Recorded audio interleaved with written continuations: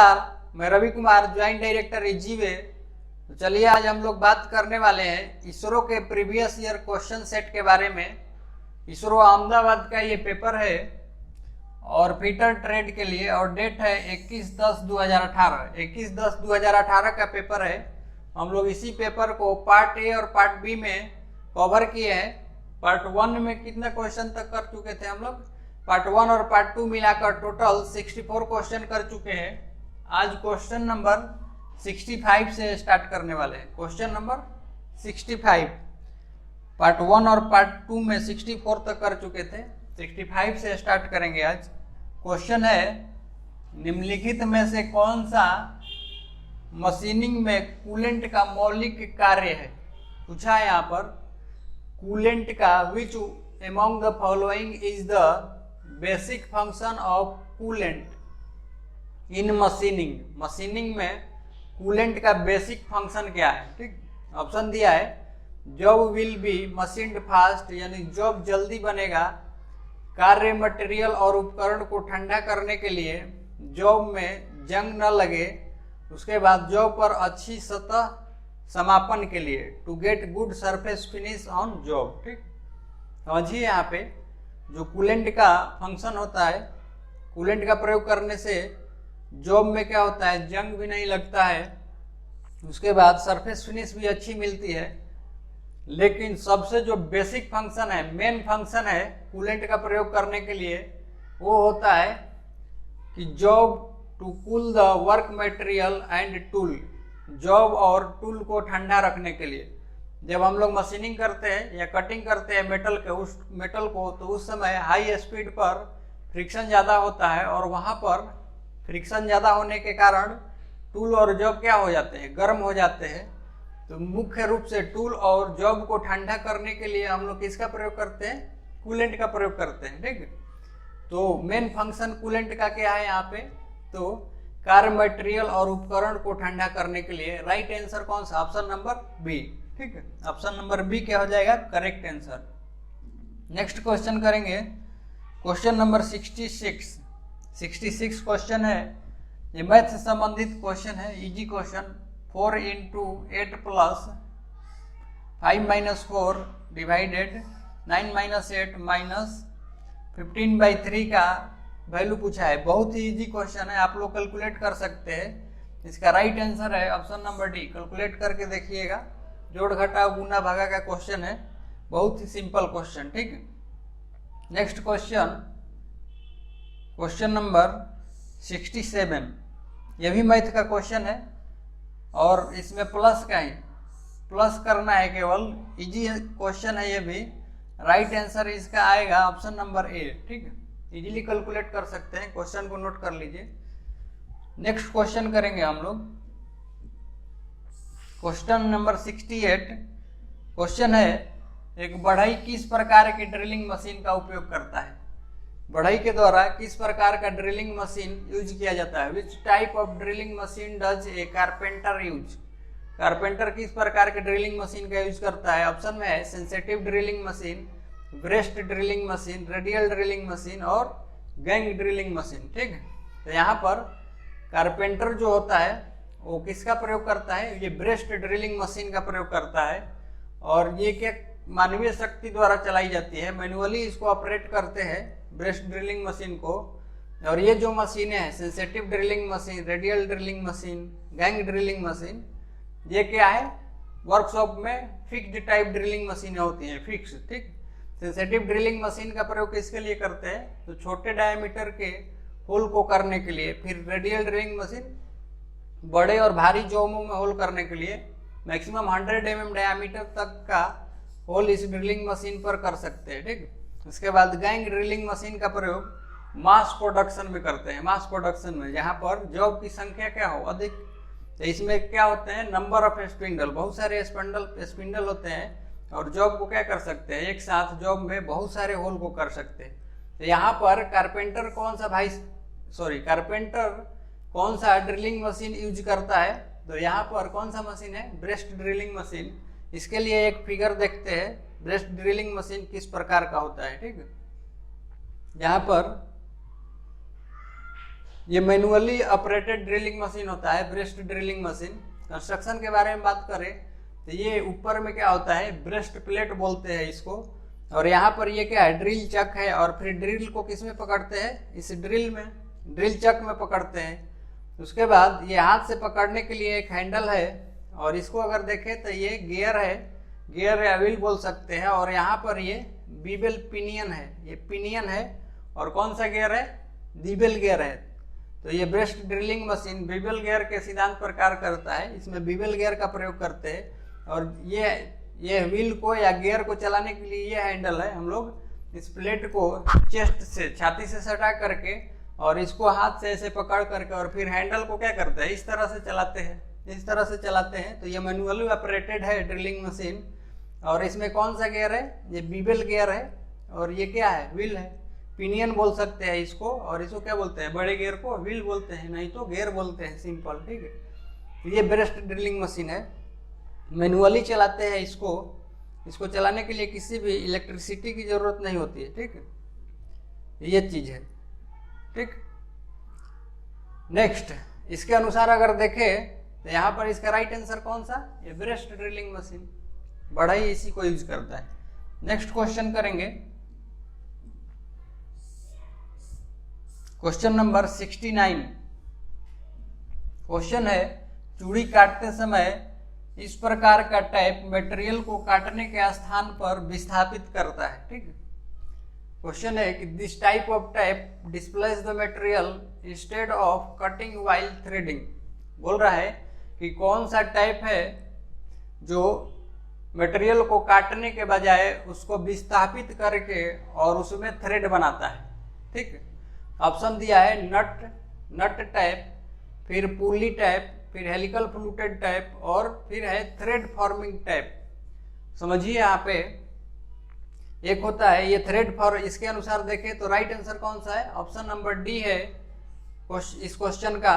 और thread forming tap, इसको और क्या बोल सकते हैं, एक होता है फ्लूटलेस टैप, उसमें क्या होती है, फ्लूट होती ही नहीं है, तो मटेरियल में क्या करता है, चिप्स काटने के बजाय थ्रेड का शेप फॉर्म करता है, ठीक है। तो इसको और क्या बोल सकते हैं, thread forming type. Right answer option number D है। इसके लिए फिगर देखते हैं फ्लूटलेस टाइप कैसा होता है, ठीक है। तो यहाँ पर समझिए ये टाइप है, टाइप का प्रयोग किसके लिए करते हैं, तो इंटरनल थ्रेड काटने के लिए। ये टाइप है, सेम बोल्ट के थ्रेड के जैसा दिखता है, ये कहीं पर भी फ्लूट नहीं है। तो ये मटेरियल में क्या करता है, मेटल को काटता नहीं है, उसमें थ्रेड क्या करता है, फॉर्म करता है, जैसा थ्रेड है वैसा शेप उसमें फॉर्म करते जाता है, इसलिए इसको और क्या बोला जाता है, थ्रेड फॉर्मिंग टाइप बोलते हैं, ठीक है। यही क्वेश्चन में पूछा है यहाँ पर कि मटेरियल को काटने के बजाय मटेरियल को विस्थापित करके और उसमें चूड़ी डालता है, कौन सा टाइप, तो ये है thread forming type, thread forming type, ठीक। तो इसके अनुसार राइट आंसर कौन सा, ऑप्शन नंबर डी, ठीक। Next question, question number 70 number question है, स्टेनलेस स्टील 304 में होता है, SS304 कंटेन्स, स्टेनलेस स्टील 304 में कौन कौन सा मिश्रण होता है, ठीक है। तो समझिए यहाँ पे स्टेनलेस स्टील में 18%, 18% क्या होता है, क्रोमियम, और 8% क्या होता है, निकेल। 18% क्रोमियम और 8% निकेल, किस ऑप्शन में है, यहाँ पर ये 18% क्रोमियम और 8% क्या, निकेल। ऑप्शन नंबर डी क्या हो जाएगा, राइट आंसर। कंपोजिशन पूछा है केवल, तो इसमें क्रोमियम कितना 18% और nickel 8%, right answer option number D, ठीक। नेक्स्ट क्वेश्चन है क्वेश्चन नंबर 71। क्वेश्चन है, निम्नलिखित गुण के कारण मशीन बॉडी में ढलवा लोहा उपयोग किया जाता है। क्वेश्चन यहाँ पर, cast iron is used for machine body due to its following property. किस प्रॉपर्टी के कारण कास्ट आयरन को मशीन बॉडी में बनाने के लिए प्रयोग किया जाता है, तो ऑप्शन में दिया है लो मेल्टिंग पॉइंट, कम पिघलाव बिंदु होता है इसलिए घिसाई के विरुद्ध करता है, उच्च दबावी शक्ति और शॉक के प्रति प्रतिरोध, और निम्न दाम यानी लो कॉस्ट मटेरियल है इसलिए, ठीक है। समझिए यहाँ पर ये कास्ट आयरन को प्रयोग करते हैं मशीन की बॉडी बनाने के लिए, और इसका मुख्य कारण यही है कि कास्ट आयरन क्या करता है, हाई कंप्रेसिव लोड, ऊपर से अगर लोड लग रहा है या इस तरह से कोई जॉब है और इस पर हमेशा दोनों तरफ से दबाव वाला बल लग रहा है, तो इसको क्या बोलते हैं, कंप्रेसिव फोर्स या कंप्रेसिव लोड। तो हाई कंप्रेसिव लोड को क्या कर सकता है, सहन कर सकता है। यानी कास्ट आयरन में कंप्रेसिव लोड सहने की क्षमता क्या होती है, अधिक होती है। तो कंप्रेसिव स्ट्रेंथ एक तरह से कास्ट आयरन की क्या होती है, ज्यादा, ठीक है। और टेंशन में इसी को अगर इस तरह से टेंसाइल लोड लगाए, अगर ये जॉब है इस तरह से टेंशन में अगर लोड लगाए दोनों तरफ से, तो टेंशन में ये क्या होता है, कमजोर होता है, ठीक। तो कंप्रेसिव लोड अच्छे से झेलता है, और अचानक आने वाले झटके को भी, यानी शॉक लोड को भी क्या करता है, ऑब्जर्व करता है। तो कास्ट आयरन का इंटरनल स्ट्रक्चर देखेंगे तो इस तरह से कोर्स ग्रेन होता है, बड़े बड़े ग्रेन होते हैं। तो जो शॉक लोड आता है या वाइब्रेशन आता है तो उसको क्या कर सकता है, आसानी से झेल सकता है। तो यहाँ पर मोस्ट सुटेबल जो ऑप्शन है यहाँ पर हाई कंप्रेसिव स्ट्रेंथ, यानी इसका कंप्रेसिव स्ट्रेंथ क्या होता है, बहुत ज्यादा होता है, एंड रेसिस्टेंस टू शॉक, और शॉक लोड का क्या करता है, प्रतिरोध करता है। तो ऑप्शन के अनुसार right answer option number C, ठीक। और इसके बारे में बोला जाता है कि कास्ट आयरन क्या होता है, इजिली मशीनेबल, और या कास्ट आयरन की मशीनिंग करते समय हम लोग किसी भी कूलेंट का प्रयोग नहीं करते हैं, नहीं तो कंप्रेस्ड एयर का प्रयोग करेंगे, नहीं तो सूखा ऐसे ही करते हैं, नहीं तो नो कूलेंट। क्यों, तो कास्ट आयरन में ग्रेफाइट प्रेजेंट होता है, और ग्रेफाइट एक प्रकार का क्या है, सॉलिड लुब्रिकेंट। तो इसलिए कास्ट आयरन की मशीनिंग करते समय जो चिप बनते हैं इजीली निकलते हैं, ठीक है, इजीली निकलते हैं। और वहां पर जो ग्रेफाइट प्रेजेंट होता है इनमें, वो सॉलिड लुब्रिकेंट का काम करता है, इसलिए किसी भी कूलेंट की आवश्यकता नहीं होती है इसकी कटिंग करने के लिए, ठीक। तो फिलहाल इसके लिए राइट आंसर कौन सा है, ऑप्शन सी। नेक्स्ट क्वेश्चन करेंगे, क्वेश्चन नंबर 72। क्वेश्चन है, निम्नलिखित में से कौन सा मुख्य मिश्र धातु है, which is an alloy from the following. इसमें से कौन सा एलॉय है, एलॉय किसको बोलते हैं, तो दो या दो से अधिक मेटल जिसमें प्रेजेंट होता है, या दो या दो से अधिक एलिमेंट जिसमें प्रेजेंट होता है, उसको क्या बोलते हैं, एलॉय बोलते हैं। तो यहाँ पर एक एक ऑप्शन को देखेंगे, पूछा है कि इसमें से alloy which is an alloy from the following, कौन सा एलॉय है, ठीक। तो ये कॉपर, तांबा अकेले एक मेटल होता है। फिर लेड भी सिंगल मेटल है, एल्युमिनियम भी सिंगल मेटल है। और अभी ये स्टेनलेस स्टील निकेल का मिश्रण है, निकेल, फिर क्रोमियम और कार्बन का ये क्या होता है, मिश्रण होता है। तो ये स्टेनलेस स्टील क्या है, एक तरह से स्टेनलेस स्टील क्या है, एलॉय है। तो राइट आंसर कौन सा, ऑप्शन नंबर डी। सिंपल सा क्वेश्चन पूछा है यहाँ पे, तो इसका आंसर कौन सा, डी। नेक्स्ट क्वेश्चन करेंगे, क्वेश्चन नंबर 73 से 77 तक फिगर पर आधारित क्वेश्चन है। और किस चीज का फिगर है ये, तो अलग अलग प्रकार के नट है, टाइप्स ऑफ नट। तो एक एक का नेमिंग करेंगे हम लोग, और फिर क्वेश्चन की तरफ जाएंगे, ठीक है। एक एक का नाम लेते हैं यहाँ पे। जैसे ये फिगर दिया हुआ है, फिगर ABCD EF G, ठीक। तो ये फिगर ई में कौन सा नट है, ये है स्क्वायर नट, ये स्क्वायर नट है। फिगर बी में जो नट है ये है कैसल नट, ठीक। और फिगर सी में जो नट है ये है सीमंड्स नट,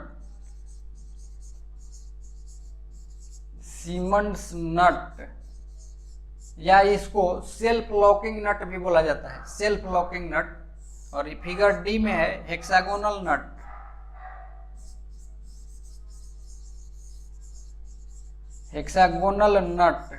ठीक। उसके बाद इधर अगर देखें तो ये है डोम नट या कैप नट। डोम नट क्यों बोल रहे हैं, तो ये ऊपर वाला जो शेप है ये गुंबद के जैसा शेप होता है, इसीलिए इसको क्या बोलते हैं, इस शेप को बोलते हैं डोम शेप। और इसीलिए इसका नाम क्या है, डोम नट या कैप नट, ठीक है। और ये फिगर एफ में ये फ्लाई फ्लाई नट, या और क्या बोलते हैं इसको, विंग नट, विंग नट,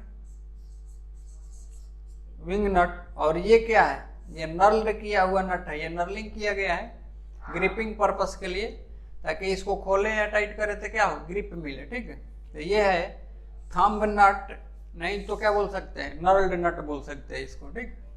फिर से एक बार देख लेते हैं, उसके बाद क्वेश्चन करेंगे। पहला है स्क्वायर नट, कैसल नट है, और ये है सीमेंट्स नट या सेल्फ लॉकिंग नट बोलते हैं। फिर ये हेक्सागोनल नट है, फिर ये डोम नट, और ये है फ्लाई नट या विंग नट, और ये थंब नट या नर्ल्ड नट, ठीक। अब इसी फिगर पर आधारित क्वेश्चन करेंगे, इस तरह से नाम लिख सकते हैं आप लोग, और इसी पर आधारित क्वेश्चन करेंगे। तो स्टार्ट करते हैं क्वेश्चन नंबर 73 से। क्वेश्चन नंबर 73 है, कौन सी वर्णात्मक आदि स्व अभिबंधन नट का द्योतक है? Which given alphabet represents self locking nut. Self locking nut को अभी हम लोग क्या बोल रहे थे, सीमेंट्स लॉक नट बोल रहे थे। तो वहां पर फिगर में बोल रहा है कि सेल्फ लॉकिंग नट कौन सा है। तो वहां पर जाकर हम लोग क्या करेंगे, फिगर को देखेंगे, फिर ऑप्शन में आकर के उसको ढूंढेंगे कहाँ पर है, ठीक। तो फिगर में आकर देखते हैं सीमेंट्स नट कहाँ पर है। ऑप्शन ये फिगर सी में है, फिगर सी में है सीमेंट्स लॉट नट या सेल्फ लॉकिंग नट। तो यहाँ पर आकर देखते हैं हम लोग ऑप्शन में कौन सा ऑप्शन में सी दिया हुआ है, ठीक।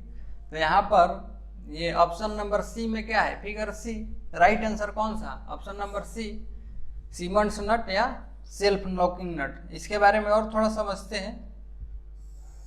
यहाँ पर समझिए, ये जो नट है सीमेंट्स नट या सेल्फ लॉकिंग नट, यहाँ पर ये जो ब्लैक नीचे में दिख रहा है, ये ब्लैक, ये नाइलॉन की ये वाशर होती है, और इस नट के ऊपर क्या होता है, ये कॉलर के जैसा बना होता है, और उसके अंदर नाइलॉन की वाशर होती है, ठीक। नाइलॉन की वाशर जब इसको बोल्ट के ऊपर टाइट करते हैं, तो ये नाइलॉन वाशर में बोल्ट का थ्रेड क्या करता है, चूड़ी काटते जाता है, और जिसके कारण ये नट क्या होता है, एक तरह से बोल्ट के ऊपर लॉक हो जाता है वाशर में थ्रेड बनने के कारण।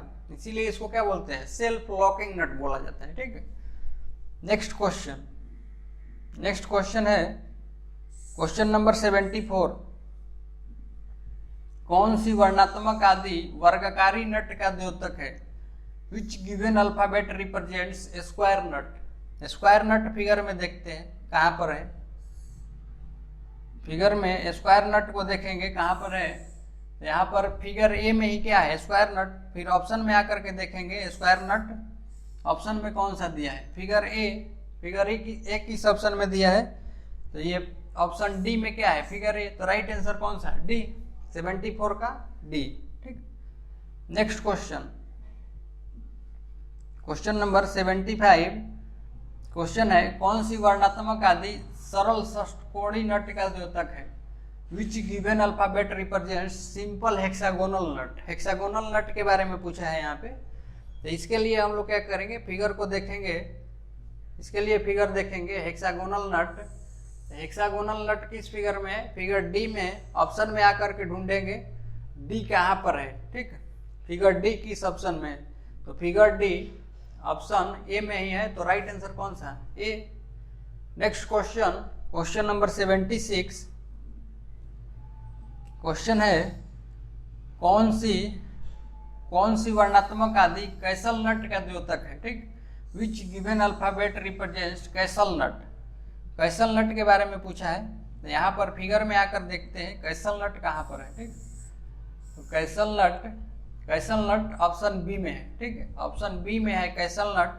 तो यहाँ पर आकर के देखेंगे फिर से ऑप्शन बी, यानी फिगर बी किस ऑप्शन में है, तो फिगर बी ऑप्शन बी में है। तो राइट आंसर कौन सा, ऑप्शन बी। कैसल नट के बारे में थोड़ा सा समझते हैं। कैसल नट, ठीक है, समझिए यहाँ पे ये कैसल नट है, क्या होता है ये समझिए। ये हेक्सागोनल नट के जैसा ही होता है, लेकिन ऊपर में ये क्या होता है, कॉलर बना होता है, और इस कॉलर में क्या होता है, ये स्लॉट कटा होता है, ये स्लॉट कटा होता है, ठीक है। और इसके लिए जो बोल्ट यूज करते हैं, उस बोल्ट में ऊपर में क्या होता है, बोल्ट में होल होता है, और इस स्लॉट के माध्यम से और बोल्ट के होल के माध्यम से स्प्लिट पिन को डाल करके और आगे से क्या कर देते हैं, फैला देते हैं। ऐसा करने से ये नट क्या हो जाता है, लॉक हो जाता है। जैसे पंखा में होता है, स्प्लिट पिन क्या होता है, पंखा वाला नट में पिन यूज करते हैं, उसको डालकर और फिर आगे से क्या करते हैं, फैला देते हैं, उसी को क्या बोलते हैं, स्प्लिट पिन। तो यहाँ पर इस स्लॉट में और बोल्ट में जो होल होता है उसके छिद्र से होते हुए और आगे की तरफ से उसको क्या करते हैं, फैला देते हैं। तो ऐसा करने से नट को खुलने का डर नहीं रहता है, ठीक है। तो ये होता है कैसल नट। नेक्स्ट क्वेश्चन है कौन सी वर्णात्मक आदि विंग नट का द्योतक है। कौन सा विंग नट है, तो फिगर में आकर देखेंगे। यहाँ पे फिगर में विंग नट को देखेंगे, ठीक। सिंपल सा क्वेश्चन है ये। विंग नट के लिए फिगर कौन सा है, एफ। फिगर एफ है विंग नट के लिए। यहाँ पर ऑप्शन में आकर के देखेंगे एफ फिगर किस में है, फिगर एफ। तो फिगर एफ किस में है, सी में है। तो राइट आंसर कौन सा, सी, ठीक है। तो इस तरह से फिगर पर आधारित क्वेश्चन सिंपल था। नेक्स्ट क्वेश्चन हम लोग करेंगे अब क्वेश्चन नंबर 78। क्वेश्चन है तपानुशीतन प्रक्रिया का मुख्य ध्येय क्या है, ठीक है। Main objective of annealing purpose is. Annealing का मुख्य पर्पस क्या होता है, यहाँ पर समझिए। ऑप्शन दिया है increase in ductility, increase in toughness, improve machinability और इम्प्रूव हार्डनेस, ठीक। यहाँ पर एनीलिंग का जो मुख्य पर्पस होता है वो मशीनेबिलिटी को क्या करना, इंड्यूस्ड करना है या मशीनेबिलिटी को इंक्रीज करना। तो मशीनेबिलिटी क्या होता है, मटेरियल का वैसा प्रॉपर्टी जिसको अगर कटिंग कर रहे हैं लेथ मशीन पर या किसी मशीन पर भी टर्निंग कर रहे हैं या प्लेनिंग कर रहे हैं, तो वो इजीली क्या हो, मशीनेबल हो, इजीली उसके चिप्स क्या होते हैं, निकलते हैं। तो मटेरियल में इस प्रकार के एबिलिटी को क्या बोलते हैं, मशीनेबिलिटी। तो सॉफ्ट मटेरियल में क्या होता है, ये मशीनेबिलिटी का गुण ज्यादा होता है। तो एनीलिंग का मुख्य पर्पस यही होता है, क्या करते हैं, तो थोड़ा सा सॉफ्ट बनाते हैं मेटल को ताकि मशीनिंग करने में क्या हो, आसानी। तो एनीलिंग का मुख्य पर्पस है मशीनेबिलिटी को इम्प्रूव करना। तो यहाँ पर राइट आंसर कौन सा, ऑप्शन नंबर सी। एनीलिंग करने से डक्टिलिटी का भी गुण आता है, लेकिन अगर इस तरह से डक्टिलिटी, टफनेस ये सारे होने के बावजूद भी अगर ये मशीनेबिलिटी का गुण इम्प्रूव करने दिया है, तो एनीलिंग का मेन फंक्शन यही होता है, मशीनेबिलिटी का गुण इंक्रीज करना। तो हमेशा किसको टिक आउट करेंगे, मशीनेबिलिटी को है, ठीक है। फिर ये इम्प्रूव हार्डनेस, तो ये किस में करते हैं, ये हार्डनिंग में करते हैं। एनीलिंग में जॉब को थोड़ा सॉफ्ट करते हैं, नर्म बनाते हैं ताकि इजिली मशीन कर सके उसको। और इम्प्रूव हार्डनेस, हार्डनेस किस में इम्प्रूव होता है, तो ये होता है हार्डनिंग में, ठीक। Right answer option number C. Next question number 79। इनमें से कौन सा घर्षण विरोधी बेयरिंग है, ठीक है। एंटी फ्रिक्शन बेयरिंग कौन सा है इसमें, ठीक है। तो समझिए कौन सा नहीं है पूछा है, इसमें से कौन सा घर्षण विरोधी बेयरिंग, ये हिंदी में थोड़ा मिस्टेक है। Which of this is not an anti friction bearing? इसमें से पूछा है कि कौन सा एंटी फ्रिक्शन बेयरिंग नहीं है। समझिए ऑप्शन में दिया है ball bearing, roller bearing, solid bearing और नीडल बेयरिंग। तो ये जो बॉल बेयरिंग है, बॉल, रोलर और ये नीडल बेयरिंग, ठीक। अगर बॉल बेयरिंग को देखें तो इस तरह से इनमें होता है, ये क्या है, ये आउटर रेस है और ये इनर रेस और ये बॉल है, और इनके बीच में इस तरह से क्या होता है, केज, ठीक, केज।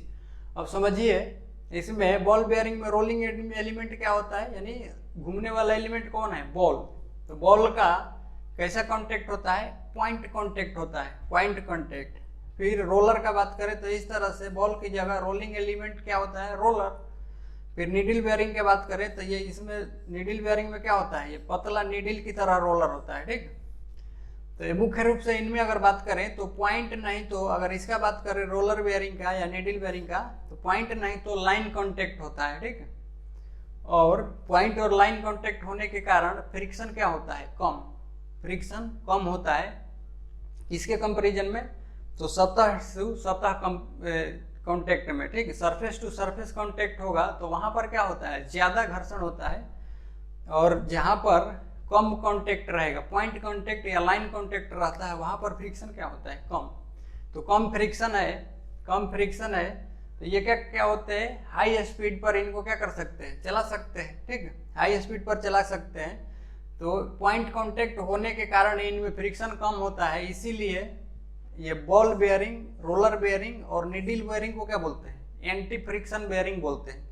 जबकि ये जो सॉलिड बेयरिंग होता है ये एक बुश की तरह ही होता है, बुश की तरह, और उसी में शाफ्ट को क्या करते हैं, शाफ्ट को सपोर्ट में रखते हैं और शाफ्ट चलता है और पूरे बुश के सतह के साथ क्या रहता है, संपर्क में। पूरे सरफेस के साथ जब कांटेक्ट में रहेगा तो वहां पर घर्षण क्या होता है, ज्यादा। तो इसको किस में लेते हैं, ये सॉलिड बेयरिंग को लेते हैं फ्रिक्शन बेयरिंग, इसको किस में लेते हैं, फ्रिक्शन बेयरिंग में। इसको फ्रिक्शन बेयरिंग कहा जाता है। बॉल बेयरिंग, रोलर और नीडल बेयरिंग को क्या बोलते हैं, एंटी फ्रिक्शन बेयरिंग। क्वेश्चन पूछा है कौन सा एंटी फ्रिक्शन बेयरिंग नहीं है, एंटी फ्रिक्शन बेयरिंग नहीं है, यानी फ्रिक्शन बेयरिंग। तो यहाँ पर सॉलिड बेयरिंग क्या है, फ्रिक्शन बेयरिंग है, और यही क्या है, एंटी फ्रिक्शन बेयरिंग नहीं है। तो right answer option number C, ठीक। Next question number 80। Question number 80, निम्नलिखित में से किस प्रकार की चूड़ी में लीड और पिच बराबर होती है। पूछा है यहाँ पर किस प्रकार के थ्रेड के लिए लीड और पिच बराबर। यहाँ पर जनरली हम लोग लीड लिखते हैं, क्या लिखते हैं, लीड बराबर नंबर ऑफ स्टार्ट इनटू क्या लिखते हैं, पिच। अगर ये सिंगल स्टार्ट है तो नंबर ऑफ स्टार्ट क्या, 1 इंटू पिच। तो सिंगल स्टार्ट के लिए लीड बराबर क्या लिख सकते हैं, पिच। और यही क्वेश्चन पूछा है किस स्टार्ट के थ्रेड के लिए लीड बराबर पिच होता है। तो सिंगल स्टार्ट के लिए क्या लिख सकते हैं, लीड बराबर पिच। तो राइट आंसर कौन सा, option number B, single start thread के लिए लीड और पिच क्या होता है, इक्वल, ठीक। अगर डबल स्टार्ट है तो लीड बराबर क्या हो जाएगा, लीड बराबर हो जाएगा 2 इंटू पिच, यानी number of start into pitch. Triple start है तो लीड बराबर 3 इंटू पिच। 4 स्टार्ट है तो लीड बराबर 4 इंटू कितना, पिच। तो इस तरह से कर सकते हैं। फिलहाल यहाँ पर सिंगल स्टार्ट के लिए पूछा है, ये फार्मूला भी ध्यान रखिएगा, इस पर रिलेटेड न्यूमेरिकल भी पूछ देता है कभी कभी, इसी सेट में हम लोग किए थे पीछे, ठीक। नेक्स्ट क्वेश्चन है क्वेश्चन नंबर 81। क्वेश्चन है निम्नलिखित में से कौन सा सबसे भारी धातु है, हेवी मेटल इनमें से कौन सा है, which among the following is the heaviest metal, ठीक। और ऑप्शन दिया है एल्युमिनियम, सिल्वर, कॉपर और गोल्ड, ठीक है। तो सिंपल सा चीज यहाँ पर समझिए, जिस मेटल का डेंसिटी, डेंसिटी ज्यादा होगा वो मटेरियल क्या होता है, ज्यादा भारी। क्यों ऐसा बोल रहे हैं, तो मेटल का भार निकालने के लिए क्या करते हैं, वॉल्यूम इंटू डेंसिटी से मल्टीप्लाई करते हैं। किसी भी मेटल का कुछ पर्टिकुलर वॉल्यूम होगा, ठीक, अब मेटल के ऊपर डिपेंड करता है, ठीक। और ये डेंसिटी, अलग अलग मेटल के लिए डेंसिटी क्या होता है, अलग। तो ज्यादा डेंसिटी वाले मेटल को इसमें मल्टीप्लाई करेंगे तो भार क्या आएगा, ज्यादा। कम डेंसिटी वाले को इसमें मल्टीप्लाई करेंगे वॉल्यूम में तो भार क्या आएगा, कम आएगा। तो कहने का मतलब है जिस मटेरियल का डेंसिटी ज्यादा उसका भार क्या होगा, ज्यादा, ठीक है। तो यहाँ पर ये एल्युमिनियम के लिए अगर डेंसिटी के बारे में बात करें तो 2.7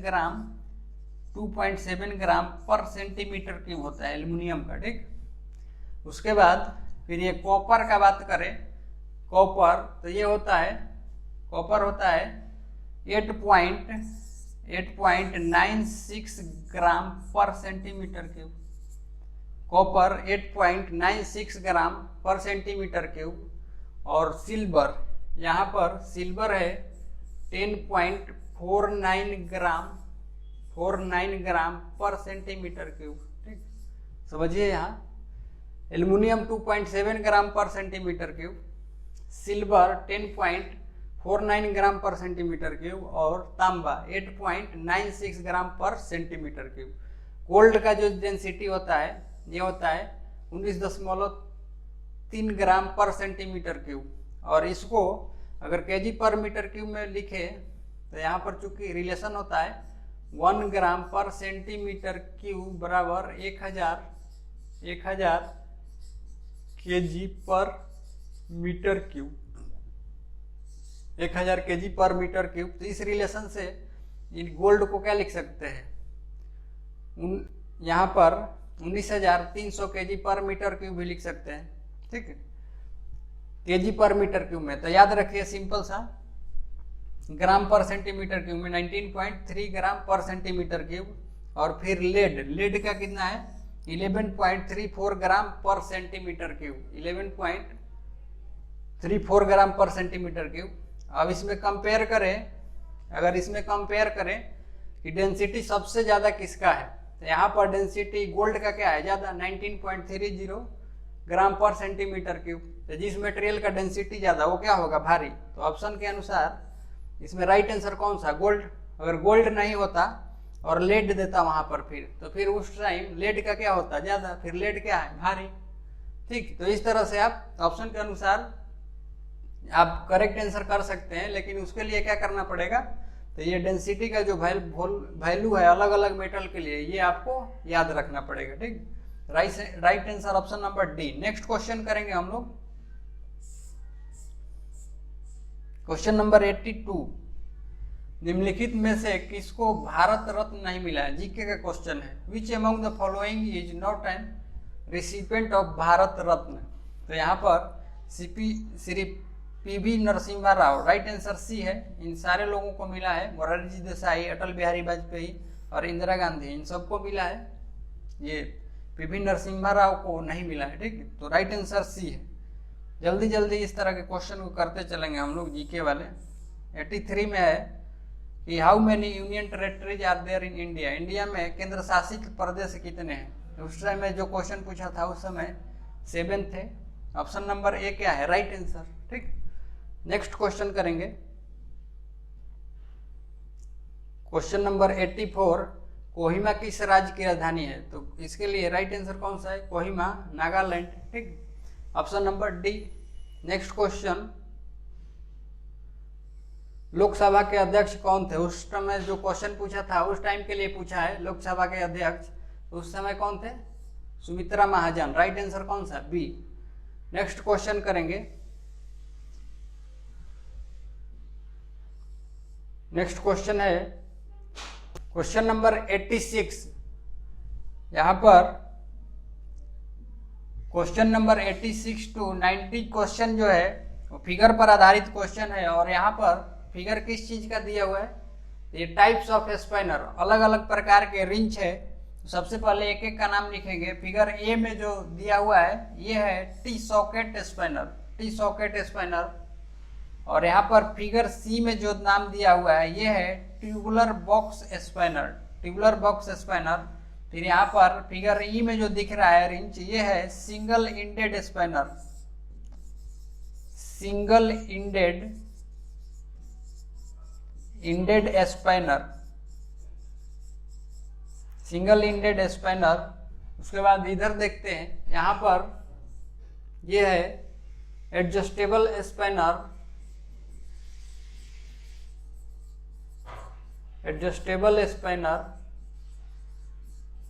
उसके बाद ये है हुक स्पाइनर, हुक स्पाइनर। और ये क्या है डबल इंडेड, ये डबल इंडेड स्पाइनर है, डबल इंडेड स्पाइनर। उसके बाद ये है रिंग स्पाइनर, ठीक, रिंग स्पाइनर। इस तरह से नाम लिख सकते हैं आप लोग। और फिगर पर आधारित अब क्वेश्चन हम लोग करेंगे। तो स्टार्ट करते हैं क्वेश्चन नंबर 86। क्वेश्चन है कौन सी वर्णात्मक आदि सिंगल किनारा पाने का द्योतक है। Which given alphabet represent single ended spanner. Single ended spanner कौन सा है इसमें से। तो यहाँ पर आकर के देखेंगे फिगर में, फिगर ई, फिगर ई में क्या है सिंगल इंडेड स्पाइनर। तो इसके लिए अगर ऑप्शन में आकर देखें ई कहाँ पर है, तो ई ऑप्शन नंबर डी में है, figure E option number D में। राइट आंसर क्या हो जाएगा डी, ठीक। नेक्स्ट क्वेश्चन करेंगे क्वेश्चन नंबर 87। कौन सी वर्णात्मक आदि रिंग स्पाइनर का द्योतक है। Which given alphabet represents ring स्पाइनर। इसमें से रिंग स्पाइनर कौन सा है। तो आकर के यहाँ पर क्या करेंगे फिगर में देखेंगे, फिगर जी में, फिगर जी में क्या है यहाँ पे रिंग स्पाइनर है। तो ऑप्शन में आकर के देखेंगे जी कहाँ है, किस ऑप्शन में है, तो जी ऑप्शन ए में ही है, तो राइट आंसर कौन सा है, ए। ठीक है, तो इस तरह से इजीली हम लोग फिगर के थ्रू क्वेश्चन को कर सकते हैं। नेक्स्ट क्वेश्चन देखेंगे, क्वेश्चन नंबर 88।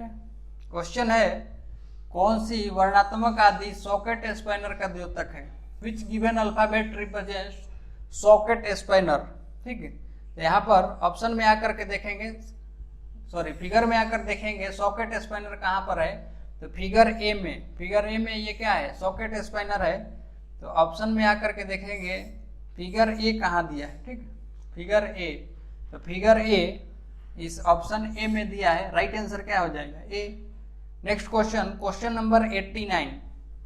क्वेश्चन है कौन सी वर्णात्मक आदि एडजस्टेबल स्पाइनर का द्योतक है, which given alphabet represents adjustable स्पाइनर। ठीक, तो एडजस्टेबल स्पाइनर के लिए हम लोग क्या करेंगे, फिगर में आकर के यहाँ पर देखेंगे, फिगर में आकर के देखेंगे एडजस्टेबल स्पाइनर के लिए कौन सा फिगर दिया है, तो यहाँ पर फिगर बी, फिगर बी में क्या है, एडजस्टेबल स्पाइनर है ये।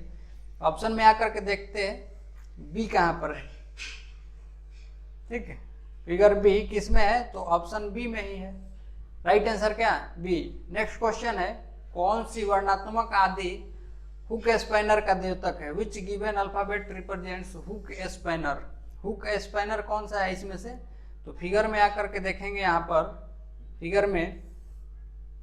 फिगर में आकर के देखेंगे हुक स्पाइनर किस के लिए कौन सा नेमिंग है, तो हुक स्पाइनर यहाँ पर figure D, figure D. Option में आकर के देखेंगे, ऑप्शन में आकर के देखेंगे फिगर डी कहाँ पर है, तो फिगर डी ऑप्शन सी में है। ठीक है, यहाँ पर ऑप्शन सी में है, तो राइट आंसर क्या हो जाएगा, सी। ठीक, तो इस तरह से टोटल क्वेश्चन इसमें 90 थे। ठीक है, तो इसको हम लोग पार्ट 1, पार्ट 2 और पार्ट 3 में टोटल 90 क्वेश्चन कर चुके हैं। जितना ही रहने देते हैं, नेक्स्ट वीडियो में हम लोग नेक्स्ट पेपर को लेकर के आएंगे। तब तक के लिए नमस्कार।